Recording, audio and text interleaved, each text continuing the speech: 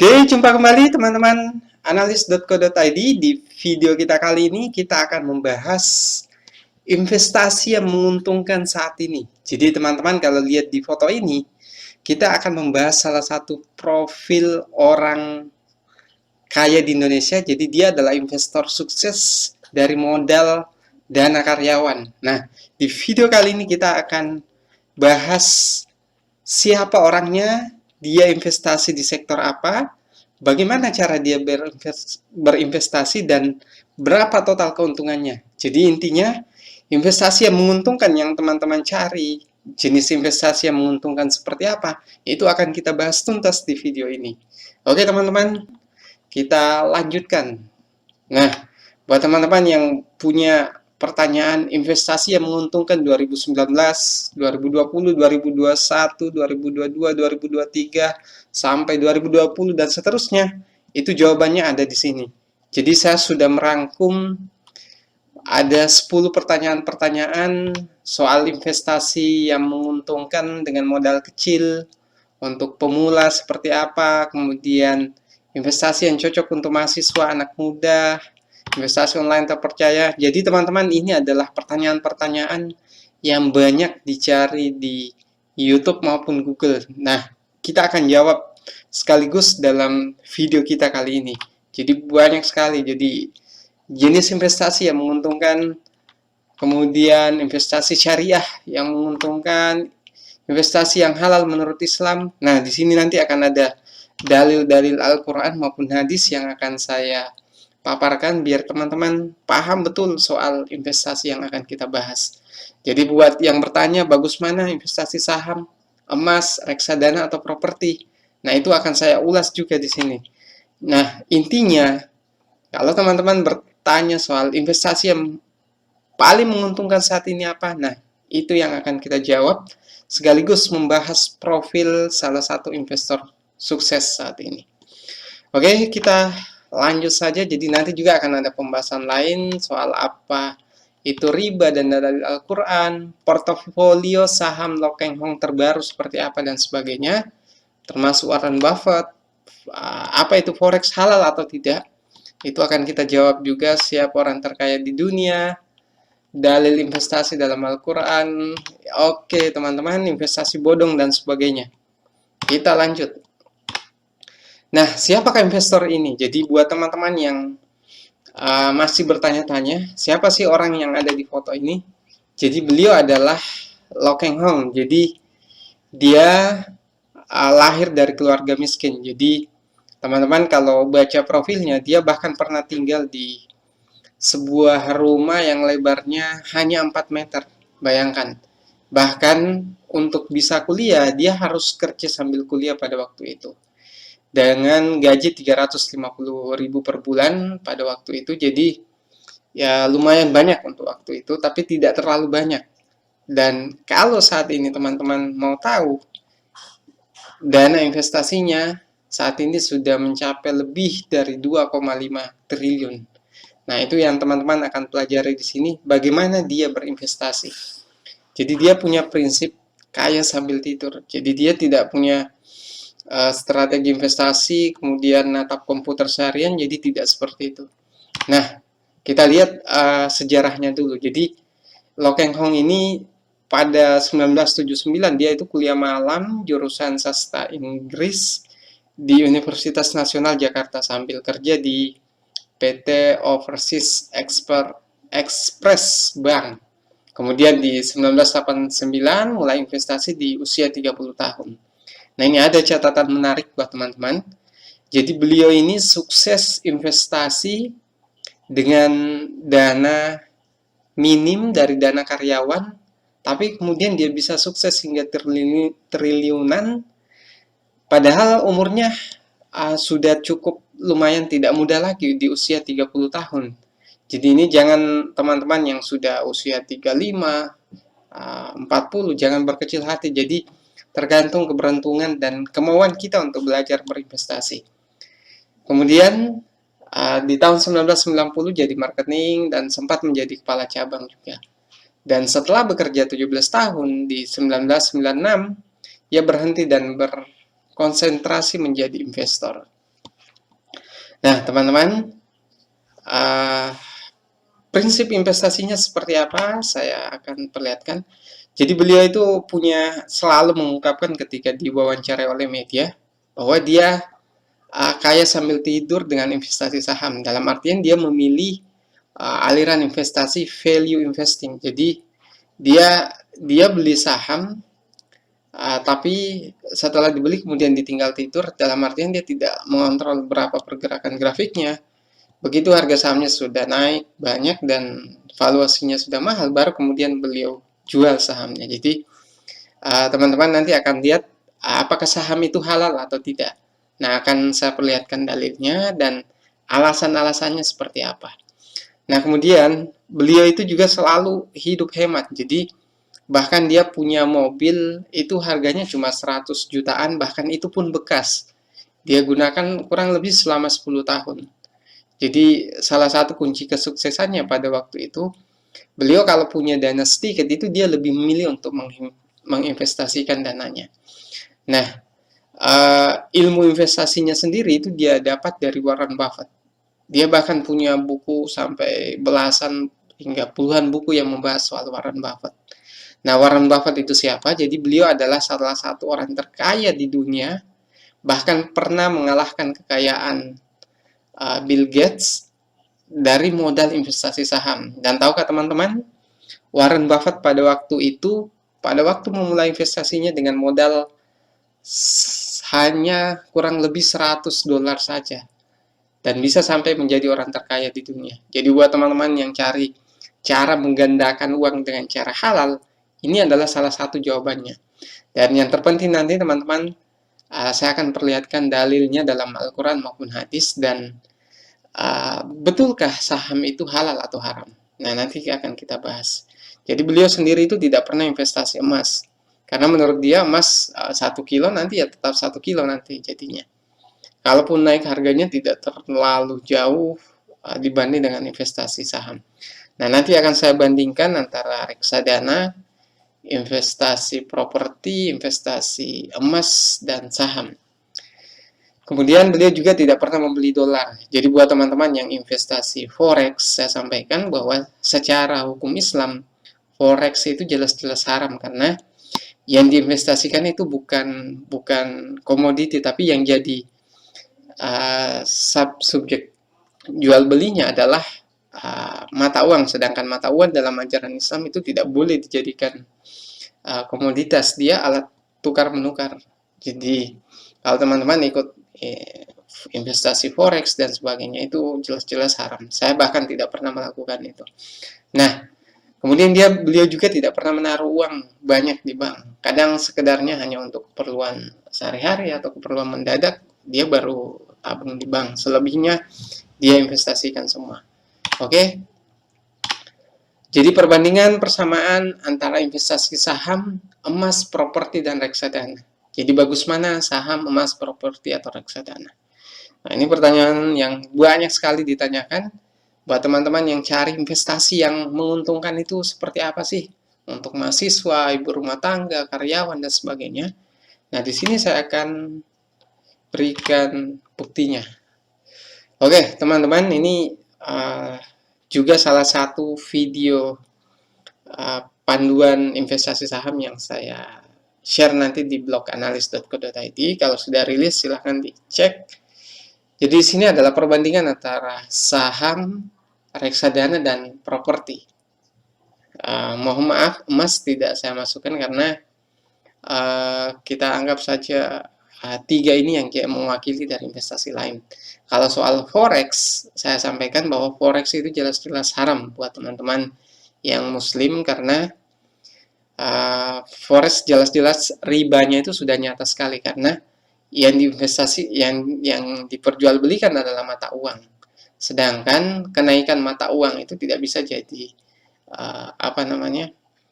bentuk investasi. Kalau saham itu bedanya, kalau saham kita jual beli harga misalnya 100 rupiah per lembar, yang kita perjualbelikan itu bukan nilai mata uang, tapi kepemilikan surat berharga kita kepada orang lain. Jadi itu jelas-jelas jauh sekali bedanya dengan forex. Nah, dari sisi modal saham itu termasuk sangat ringan karena saat ini kalau deposit awal itu cukup 200.000 itu sudah bisa, termasuk reksadana juga bahkan paling ringan. Itu bisa 100.000 juga sudah bisa mulai. Kalau properti jelas-jelas harus butuh dana yang besar, minimal 50 juta, 100 juta. Dari sisi keuntungan, nah kalau saham itu bisa kita katakan tak terhingga. Jadi saya nanti akan beberkan buat teman-teman investasi dari Pak Lokeng Hong ini. Dia bahkan pernah untung sampai 12.000% lebih. Bayangkan dengan keuntungan seperti itu, kemudian dibelikan, investasikan lagi, maka akan terus meningkat dan meningkat dari jangka waktu yang bisa jadi tidak terlalu lama, bisa jadi puluhan tahun dan sebagainya. Intinya bahwa investasinya menguntungkan dan halal menurut Islam. Kemudian rata-rata keuntungan itu kalau investor hebat saja itu antara 15 sampai 30%. Jadi buat teman-teman yang dapat promosi di Facebook, di website bahwa investasi 15% per hari atau 100% per tahun itu jelas-jelas tidak masuk akal karena saham saja yang notabene keuntungannya bisa sehari bisa naik sampai 25% itu rata-ratanya hanya 15 sampai 30% per tahun bukan per bulan. Jadi teman-teman, prinsip investasi itu memang harus ada risikonya dalam pandangan Islam. Jadi saham itu ya jelas ada risikonya. Termasuk reksadana juga, hanya dari sisi keuntungan, saham jauh lebih tinggi dibandingkan reksadana. Kalau properti juga tinggi, bisa sampai 15% bahkan 30%. Hanya saja ada satu kekurangannya, kalau kita beli properti kemudian setelah 10 tahun naik, kita mau cari lagi yang murah itu susah. Otomatis harganya kita akan ikut harga pada waktu itu. Berbeda dengan saham. Kalau saham kita beli murah, kemudian jual mahal 1 tahun 2 tahun kemudian, kita masih bisa cari saham-saham murah. Jadi disitulah keuntungan antara saham dan properti. Reksadana juga kurang lebih hampir sama dengan saham. Hanya saja kalau reksadana itu ibaratnya kita mewakilkan dana kita untuk dikelola oleh orang lain. Jadi kita istilahnya tidak mandiri. Buat teman-teman yang bisa belajar analisis, maka jauh lebih baik beli saham daripada beli reksadana. Ya karena alasan itu tadi, kita lebih mandiri dan keuntungan 100% ada di tangan kita. Beda dengan reksadana maupun investasi lainnya yang diwakilkan pada orang lain. Oke, selanjutnya dari sisi biaya itu jelas ada, istilahnya adalah fee trading buat teman-teman. Ini bisa lihat di sini perbedaannya. Kita lanjut saja. Fleksibilitas waktu investasi saham itu bahkan teman-teman beli pagi jual sore itu sudah bisa dan itu halal. Selama investasi sahamnya di saham yang halal dan cara investasinya bukan menggunakan margin atau tidak dengan sistem option dan sebagainya. Kemudian fleksibel sih kalau reksadana itu antara 1 sampai 3 tahun baru bisa kelihatan. Saham jauh lebih cepat karena kita mengelola sendiri, kita tahu risikonya, kita tahu saham apa yang kita beli. Kemudian resiko yang paling tinggi resikonya jelas saham. Dan dalam ajaran Islam memang demikian adanya karena investasi itu harus sebanding dengan antara resiko dengan keuntungan itu harus sebanding. Kalau ada investasi yang menjanjikan keuntungan per bulan rutin, demikian maka itu sebenarnya bukan investasi. Dalam ajaran Islam, investasi yang menjanjikan keuntungan rutin, apalagi dengan jumlah yang sama, maka itu adalah haram buat teman-teman. Jadi teman-teman di sini di video ini saya banyak bicara soal halal haram, investasi yang menguntungkan seperti apa. Karena saya pribadi dari jurusan hukum Islam dan juga belajar ekonomi umum, jadi saya tahu betul bagaimana menilai investasi yang halal ataupun haram. Jadi buat teman-teman, kalau mau investasi ya lihat nanti dalilnya seperti apa, pilih saham, reksadana atau properti. Itu bisa dipertimbangkan di sini. Dari sisi likuiditas artinya penjualannya, kalau kita mau jual, mau beli itu jauh sangat cepat dalam hitungan menit, baik reksadana maupun saham itu kurang lebih hampir sama. Penjualannya kalau untuk properti lumayan agak lama, tergantung teman-teman promosinya seperti apa.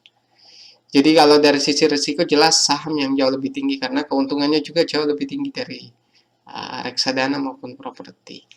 Kemudian waktu trading tergantung aliran yang dipilih. Jadi teman-teman nanti akan di akhir video saya akan perlihatkan bahwa dalam investasi saham itu tidak mesti harus duduk di depan komputer natapin grafik saham. Jadi tidak harus seperti itu. Jadi Lo Keng Hong sendiri itu beli saham kadang 2 tahun akan datang, 5 tahun akan datang baru dicek.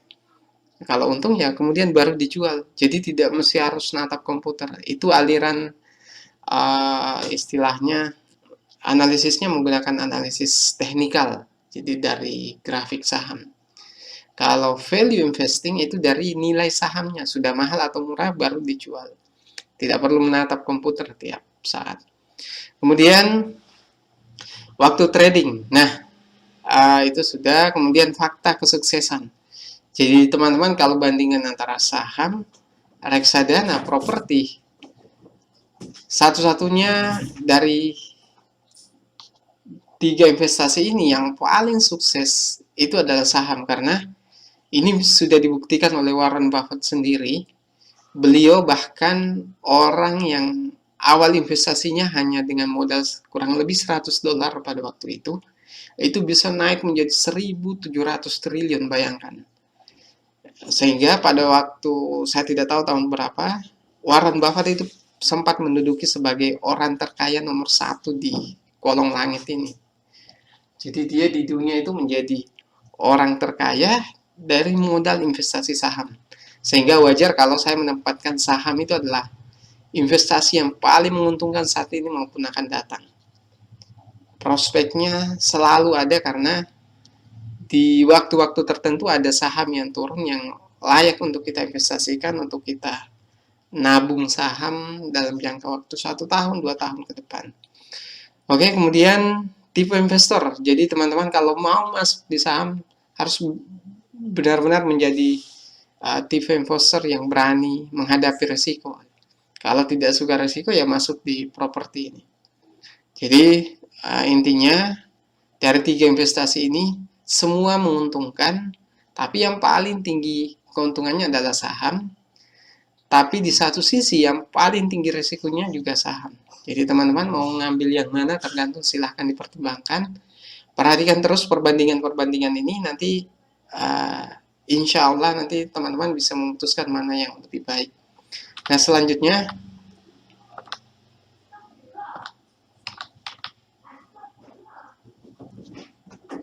oke, maaf teman-teman.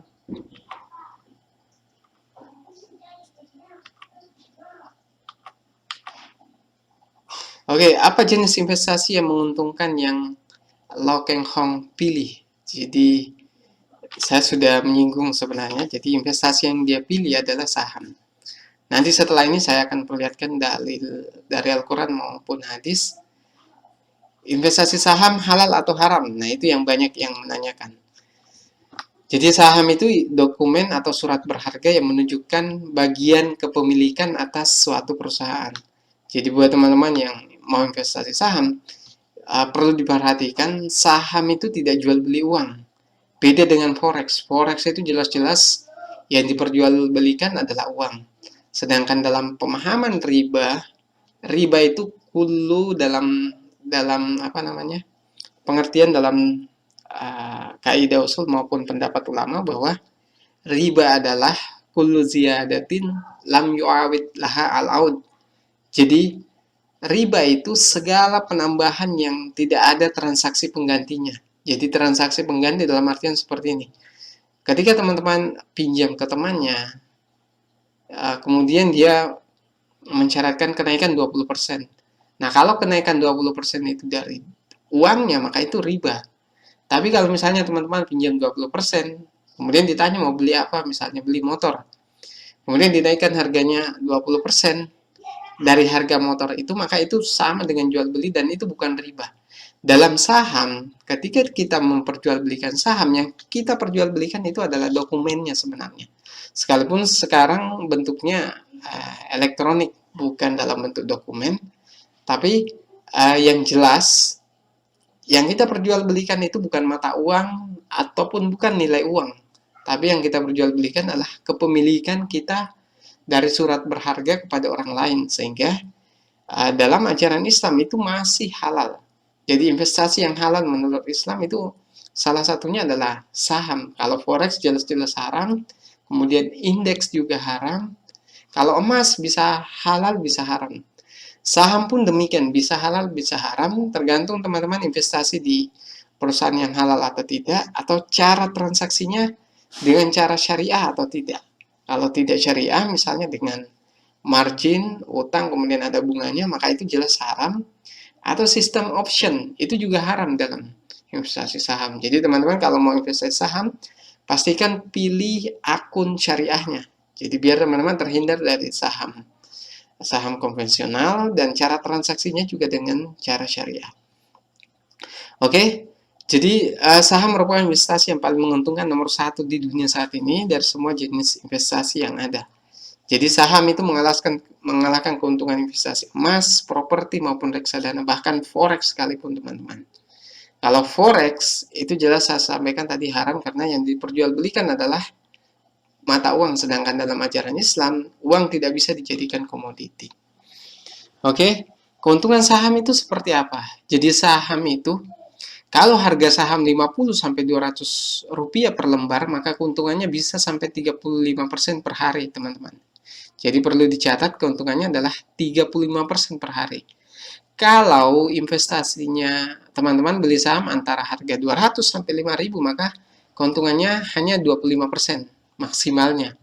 Jadi kalau misalnya ada saham yang sudah naik 25% dalam sehari, maka itu akan otomatis istilahnya auto reject. Jadi dia akan, teman-teman yang mau melakukan bid ataupun offer, maka otomatis akan tertolak. Kemudian harga saham 5.000 ke atas, misalnya teman-teman beli saham Unilever, Telkom, perusahaan gas negara, Cleo dan sebagainya, CLEO, saham Cleo, itu kalau misalnya ya di atas 5.000, maka maksimal keuntungannya adalah 20%. Jadi teman-teman, investasi Lo Keng Hong ini sudah terjawab, dia investasi di saham. Nah, selanjutnya kita akan bahas bagaimana sih hukum investasi saham. Kita lihat dalil investasinya. Jadi, dalam Al-Quran itu, Allah sudah menyebutkan, wa halallahul bai'a wa harramar riba. Jadi, Allah menghalalkan jual beli dan mengharamkan riba. Saya sudah sampaikan tadi teman-teman bahwa saham yang diperjualbelikan itu bukan sama sekali bukan mata uang, tapi surat berharga, kepemilikan surat berharga kepemilikan seseorang terhadap perusahaan yang diperjualbelikan. Jadi baratnya buat teman-teman, misalnya beli tanah, ya surat berharganya yang diperjualbelikan.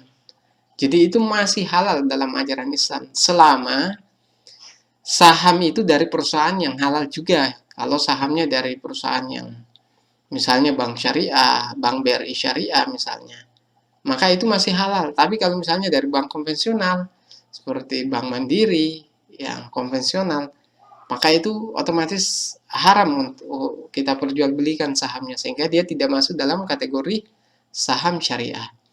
Kemudian dalam Quran surah An-Nisa disebutkan bahwa hai orang-orang yang beriman, janganlah kamu saling memakan harta sesama dengan cara yang batil, kecuali dengan jalan perniagaan yang berlaku dengan suka sama suka di antara kamu. Nah, ini juga bagian dari perniagaan. Jadi kalau teman-teman beli saham, itu istilahnya kita membeli saham itu membeli kepemilikan terhadap perusahaan, dan kita jual kembali kepemilikan kita kepada orang lain, maka itu masih halal dalam pandangan Islam. Nah, kita lihat dari hadis maupun pendapat ulama nantinya. Nah, jadi dari hadis bahwa tidak halal keuntungan sesuatu yang tidak ditanggung resikonya. Jadi saya sudah sampaikan tadi buat teman-teman bahwa saham itu adalah investasi yang paling tinggi resikonya. Istilahnya high return, high risk, high return. Jadi resiko tinggi, keuntungan juga tinggi. Dalam ajaran Islam memang harus seperti itu. Jadi teman-teman, kalau dengar orang yang bangkrut dari saham, itu biasanya orang-orang yang tidak tahu tekniknya investasi saham karena ikut-ikutan.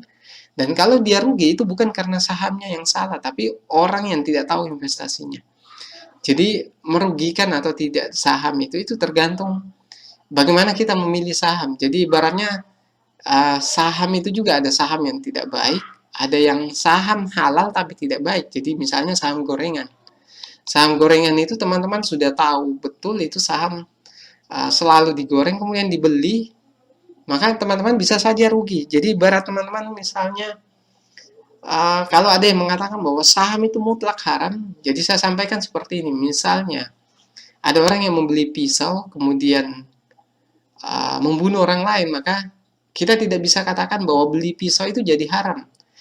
Yang haram adalah orang yang melakukan perbuatan haram itu, bukan pisaunya yang haram.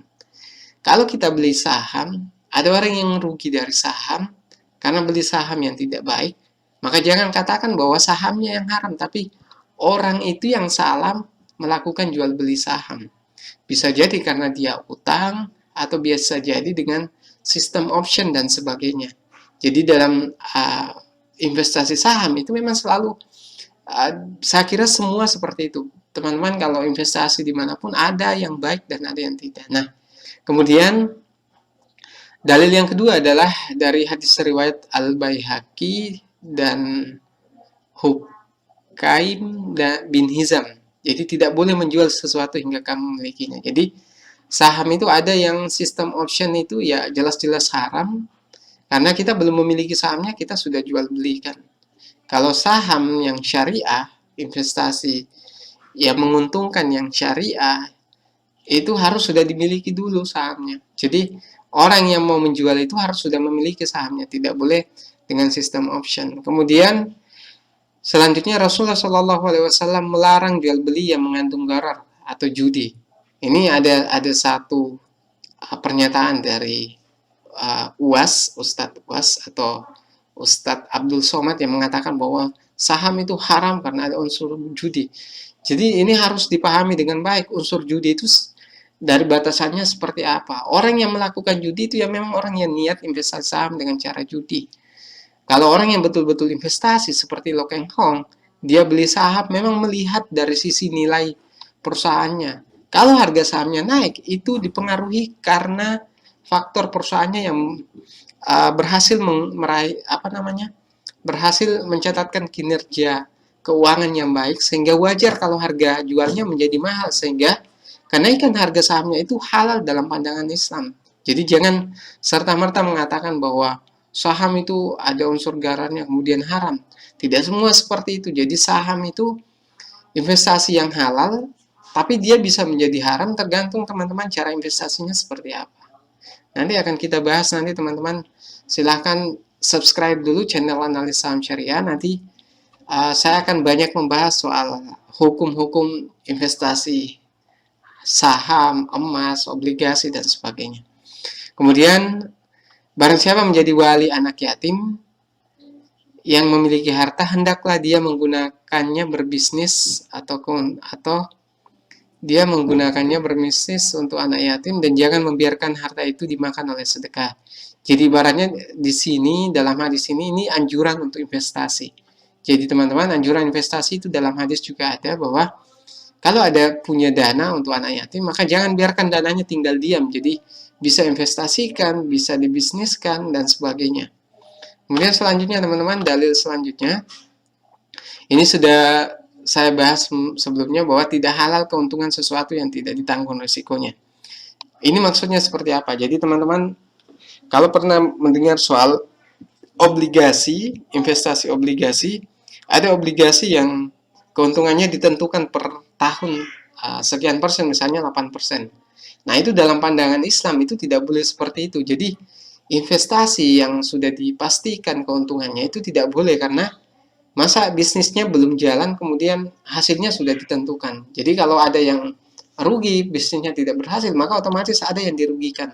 Dalam investasi dan sesuai hukum Islam itu tidak boleh seperti itu. Jadi teman-teman, resikonya memang harus ada ya, namanya investasi, dananya dipakai untuk berbisnis, maka bisa untung bisa rugi. Saham pun demikian, kalau kita beli saham, kemudian perusahaannya rugi, maka kita akan menanggung rugi, dan itu bukan bukan judi dan bukan bukan sesuatu kekeliruan. Nah, memang seperti itu dalam ajarannya. Dalam ajaran Islam juga mengajarkan seperti itu, bahwa tidak halal keuntungan sesuatu yang tidak ditanggung resikonya. Jadi tidak halal menjual penjualan sesuatu yang tidak ada padamu. Ini sambungan dari hadis tersebut. Kemudian selanjutnya, standar investasi saham. Jadi keputusan Majma' Fiqih Al-Islami menyebutkan investasi apapun yang menjadikan pihak pengusaha mudarib memberikan keuntungan dengan kadar tertentu kepada investor, maka itu adalah haram.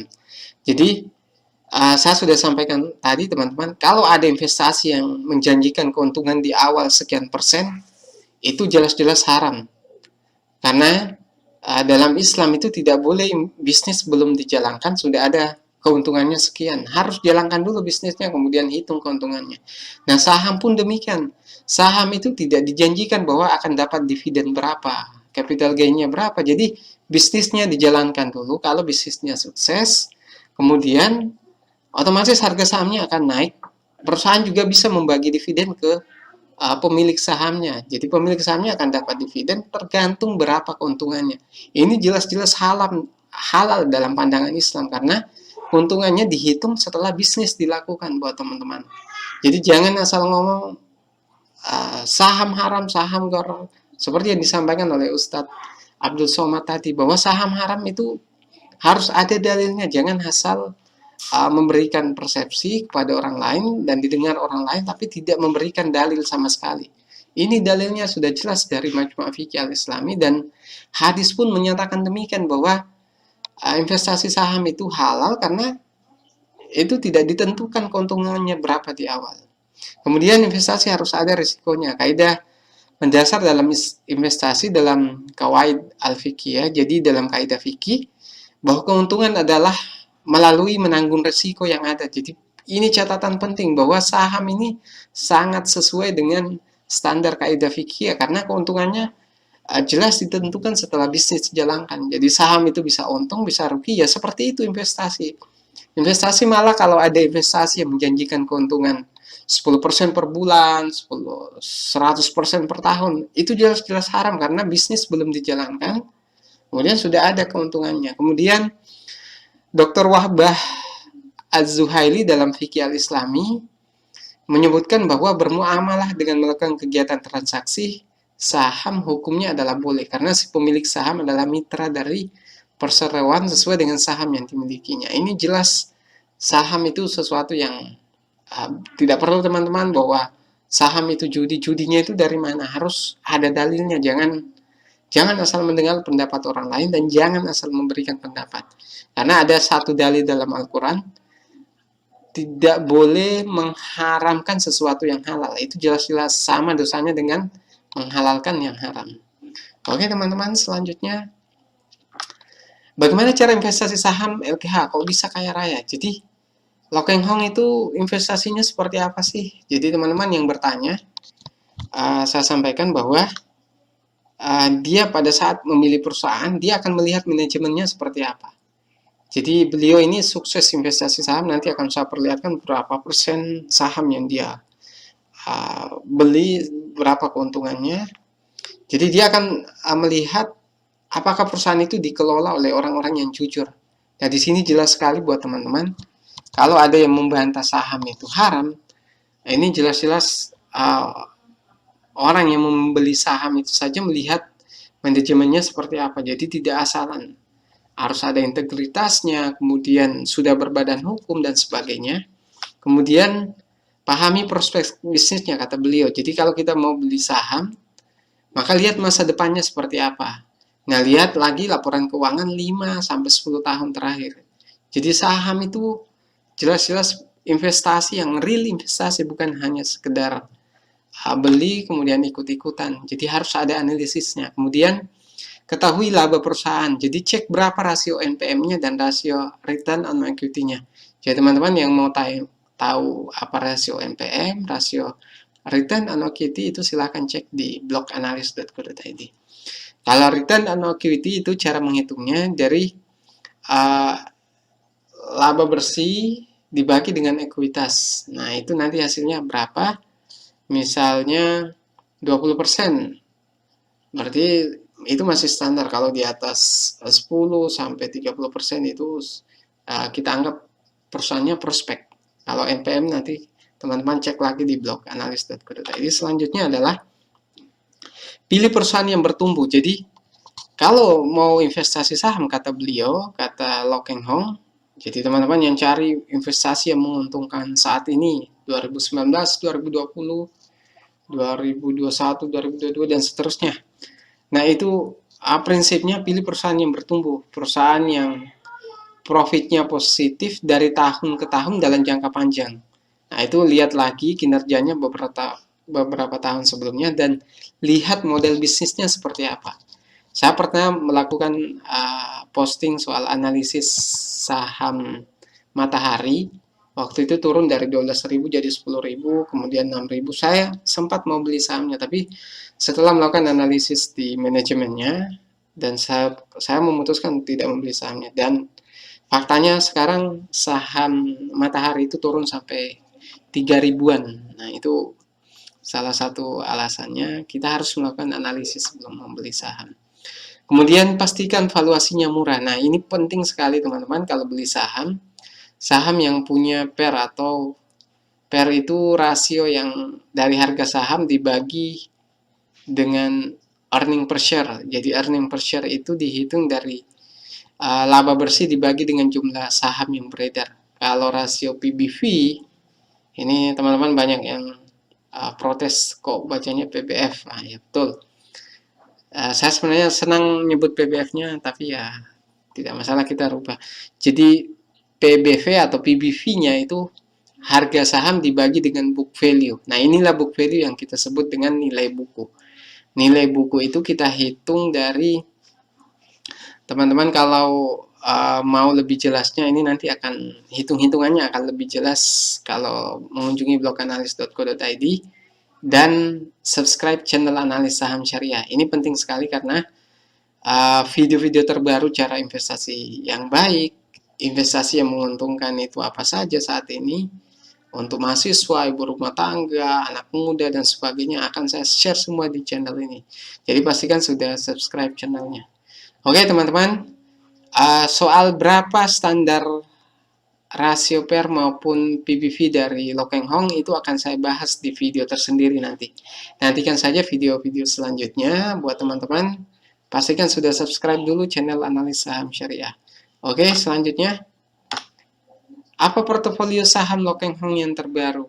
Portofolio saham Lo Keng Hong terbaru. Kok bisa sekaya itu? Jadi teman-teman, ini banyak yang bertanya. Lo Keng Hong beli saham apa sih kok bisa kaya banget gitu. Nah, ini akan saya perlihatkan. Nah, saham LKH atau Lo Keng Hong di tahun, saya akan urutkan dari tahun ke tahun, ini keuntungannya teman-teman. Dari pertama di tahun 1993, di tahun yang sama dia beli harga sahamnya di harga 800, naik menjadi 1.350, jadi keuntungannya kurang lebih 68%, kurang dari setahun. Jadi teman-teman kalau mau tanya keuntungan investasi deposito itu berapa, itu paling tidak 5, kalau 10 tahun 10% saya rasa tidak. Ini dalam 1 tahun itu 68,75%. Kemudian ada United Tractor. United Tractor itu ada di tahun 1998 sampai 2004 beliau membeli 6 juta lembar saham dari United Tractor dari harga 250, bayangkan. Dari harga 250 naik menjadi 15.000. Jadi naiknya 5.900%. Jadi beliau mengantongi keuntungan waktu itu 88,5 miliar. Itu sangat tinggi sekali. Jadi teman-teman, kemudian di tahun 2002 sampai 2004 beliau membeli saham TINS dari harga 285 naik jadi 2.900 dengan keuntungan 900% atau 63 miliar. Kemudian lanjut lagi di 2005-2011 beliau beli 6 juta lembar dari harga 250 naik jadi 31.500. Saham multi breeder Adirama Indonesia. Jadi ini adalah saham pakan ayam, teman-teman. Jadi ini adalah salah satu saham yang paling menguntungkan yang Lo Keng Hong pernah beli. Jadi dia untung 12.500%. Itu berapa, teman-teman? Deposito tidak akan mungkin memberikan keuntungan seperti ini. Emas bahkan tidak, properti juga tidak bisa dalam waktu sesingkat itu. Jadi buat teman-teman yang mau tertarik investasi saham, silahkan terus belajar di channel analis saham syariah ini. Selanjutnya saham yang beliau beli adalah saham JPVA. Dari ini JPVA itu kode sahamnya, teman-teman. PT Java Confit Indonesia dari 2005 sampai 2011. Beliau beli 40 juta lembar dari harga 370 naik menjadi 4.000. Bayangkan itu 980%. Jadi keuntungan yang beliau dapat itu adalah 145,2%. Jadi kunci utama investasi beliau itu dia istilahnya adalah saham salah harga. Jadi saham yang ditinggal oleh banyak trader, banyak investor malah dibeli oleh beliau dengan ketentuan PBV maupun PER-nya itu sangat murah. Kemudian Polisem Indonesia kode ADMG beliau beli di harga 200 naik jadi 600. Itu untungnya 200% dalam jangka waktu 3 tahun. Kemudian PT Panen Finansial Tbk ini 850 juta lembar dari harga 100 naik jadi 260. Tidak terlalu banyak tapi ini luar biasa, teman-teman. Naik 160% itu bukan keuntungan yang sedikit. Kemudian PT Indika Energi, saham Indi beliau beli di harga 110 juta lembar. Jumlahnya 110 juta lembar naik jadi 100. Naik dari 110 jadi 600, untungnya 450%. Kemudian di tahun selanjutnya 2017 bulan 5 sampai 2018 bulan 1 kurang dari setahun dia untung lagi 250% di saham yang sama, teman-teman. Dengan keuntungan 293 miliar. Ini luar biasa sekali. Jadi ini dari persentasenya kecil tapi kepemilikan beliau yang cukup besar karena modalnya juga semakin lama semakin naik sehingga keuntungannya pun semakin berlipat.